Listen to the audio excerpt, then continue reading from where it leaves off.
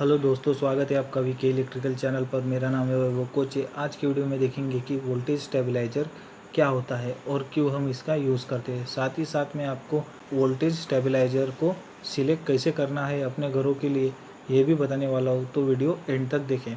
अगर आप हमारे चैनल पर नए हो तो वीडियो को पूरा देखें और हमारे चैनल को सब्सक्राइब करें, जिससे कि ऐसी ही नॉलेजेबल वीडियो आपको मिलती रहे। तो चलिए स्टार्ट करते हैं। वोल्टेज स्टेबलाइज़र क्या है?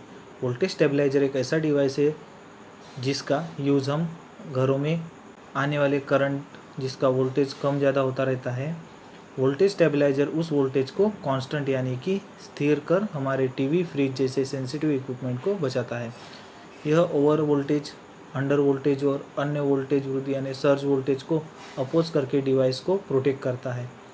इसे ही हम ऑटोमेटिक वोल्टेज रेगुलेटर भी कहते हैं। इस डिवाइस को हम सप्लाई और लोड के बीच में लगाते हैं। एग्जाम्पल के लिए एक पावर सिस्टम में वोल्टेज की मात्रा को कांस्टेंट रखने के लिए यूज़ किया जाता है, उसी को हम वोल्टेज स्टेबलाइज़र कहते हैं। वोल्टेज स्टेबलाइज़र फ्लक्चुएट होने वाले वोल्टेज को कंट्रोल करता है, जो कि अलग अलग वोल्टेज के प्रति संवेदनशील है।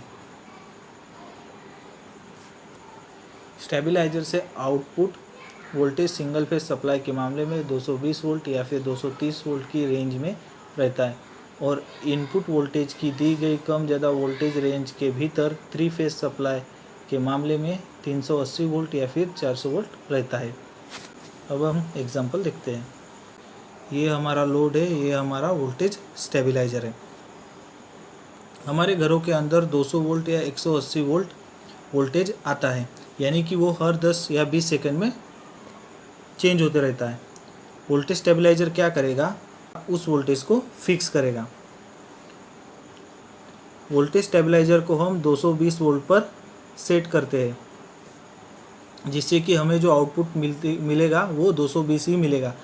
वैसे ही हम बात करते हैं 440 वोल्ट की। अगर हमें इनपुट सप्लाई में 380 या फिर 360 वोल्ट मिलता है, तो वोल्टेज स्टेबलाइज़र क्या करेगा?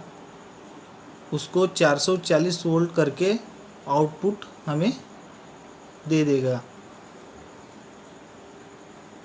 यानी कि अगर 360 वोल्टेज इनपुट सप्लाई आता है, तो जो वोल्टेज स्टेबलाइज़र रहता है वो वोल्टेज को स्टेबल करके और उसको बढ़ाने के बाद जितना उसको सेट किया हुआ है, हमने 440 पे अगर उसको सेट किया हुआ है, तो हमारे को जो वोल्टेज स्टेबलाइज़र है वो आउटपुट हमारे को 440 वोल्ट ही देगा।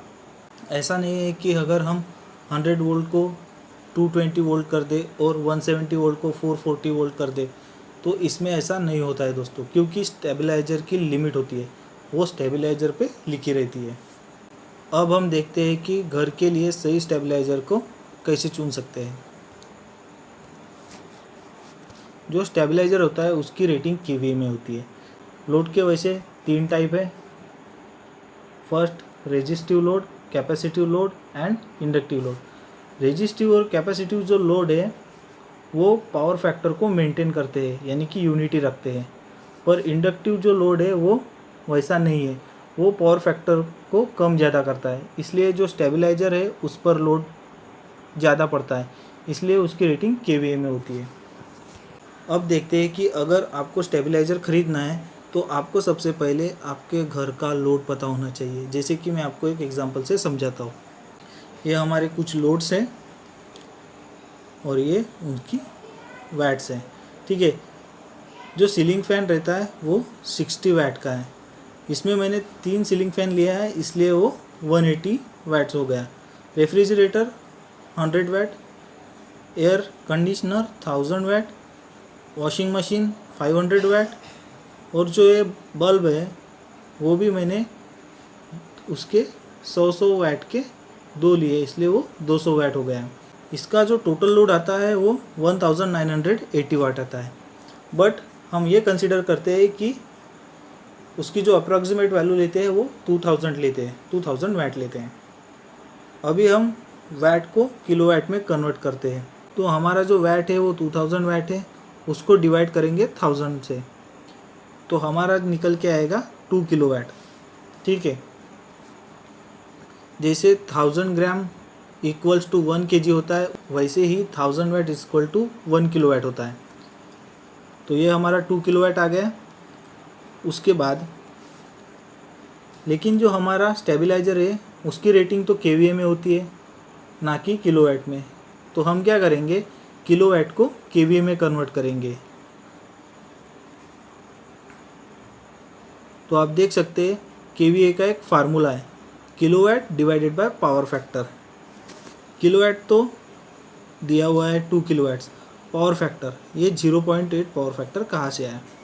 देखो, अगर आपको पावर फैक्टर दिया हुआ रहता है तो वो आप ले सकते हैं, लेकिन अगर आपको दिया नहीं रहता तो आप स्टैंडर्ड पावर फैक्टर ले सकते हैं, वो 0.8 है। जैसे हम इसको डिवाइड कर लेते हैं तो हमारा जो स्टेबलाइज़र हो जाएगा वो 2.5 केवीए का आ जाएगा। ठीक है, अगर 2.5 केवीए आपको स्टेबलाइज़र नहीं मिलता तो आप उसके ऊपर वाले यानी 3 केवीए का ले सकते हैं। उम्मीद है दोस्तों स्टेबलाइज़र क्या है और घरों के लिए सही स्टेबलाइज़र का चुनाव कैसे करना है ये समझ गए होंगे। ऐसी ही नॉलेजेबल वीडियो देखने के लिए हमारे चैनल वीके इलेक्ट्रिकल को सब्सक्राइब करें।